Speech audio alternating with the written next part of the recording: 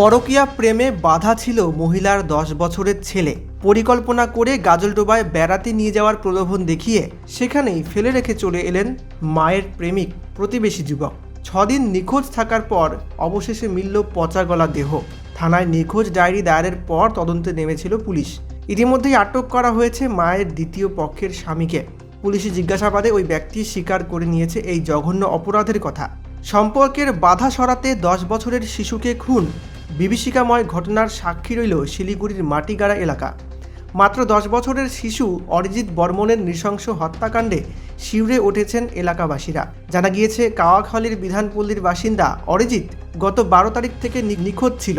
তার নিজের বাবা অকালে প্রয়াণের পর থেকেই তার মায়ের সঙ্গে প্রতিবেশী যুবকের প্রেমের সম্পর্ক তৈরি হয় এবং সেই প্রেমের সম্পর্কে বাধা হয়ে দাঁড়ায় এই ১০ বছরের শিশু সন্তান।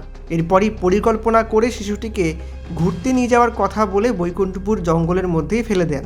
গাজলডোবার ভালোবাসা মোড় সংলগ্ন এলাকায় ওই বাচ্চাটিকে ফেলে দেওয়া হয় বলে অভিযোগ। এদিকে কয়েকদিন ধরে নিখোঁজ থাকার পর বাচ্চাটির মেসো থানার দ্বারস্থ হন। দ্বিতীয় পক্ষের স্বামীকে আটক করে জিজ্ঞাসাবাদ করতেই সামনে আসে এই ঘটনা। অবশেষে ৬ দিন পর বৈকুণ্ঠপুর জঙ্গল থেকে উদ্ধার হয় অরিজিতের পচা গলা দেহ। এই ঘটনায় কি বলছেন ছেলেটির মেসো, শুনে নেওয়া যাক। এটা তো ঘটনাটা হচ্ছে ছেলেটার সাথে আমার শারীরিক সম্পর্ক মনে আছে। বাচ্চাটাকে খাওয়া দাওয়া দিতে পারে না, এটাই আর কি। তাছাড়া কী করে এখানে নিয়ে আসলো, মেরে দিল। এটা ওর যে দ্বিতীয় পক্ষের স্বামী ছিল উনি করেছে। তার নাম উত্তম বর্মন, উত্তম রায়। ও করেছে ঘটনাটা। ও বলে পুলিশকে বলেছে যে ওইখানটায় ফেলেছি, এখানে আনিয়ে ফেলে রাখবো। আমরা এখন ওর চাচ্ছি যে যাবজ্জীবন তাবৎ ওর জেলে যেন পচে যায়, সেটাই আমরা চাচ্ছি আর কি।